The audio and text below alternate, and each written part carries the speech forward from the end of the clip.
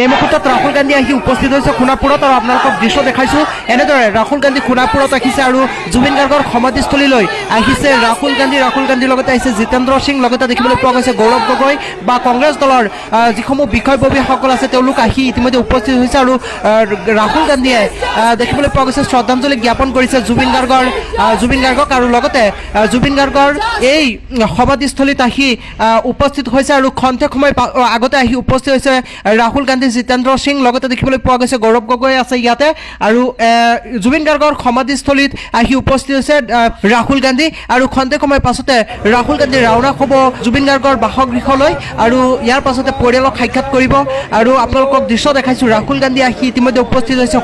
সোণাপুৰত ৰাহুল গান্ধী আহিছে জুবিন গাৰ্গক শ্ৰদ্ধাঞ্জলি জনাইছে। সমাধিস্থলীখনৰ চাৰিওফালে এটাই শব্দ শুনা গৈছে, জয় জুবিন দা, উই ৱান্ট জাষ্টিছ। আৰু ৰাহুল গান্ধী আহি ইতিমধ্যে সোণাপুৰত উপস্থিত হৈছে আৰু ৰাহুল গান্ধীৰ সৈতে গৌৰৱ গগৈ, দেৱব্ৰত শইকীয়া, জাকিৰ হুছেইন চিকদাৰ বা সকলো অসম কংগ্ৰেছৰ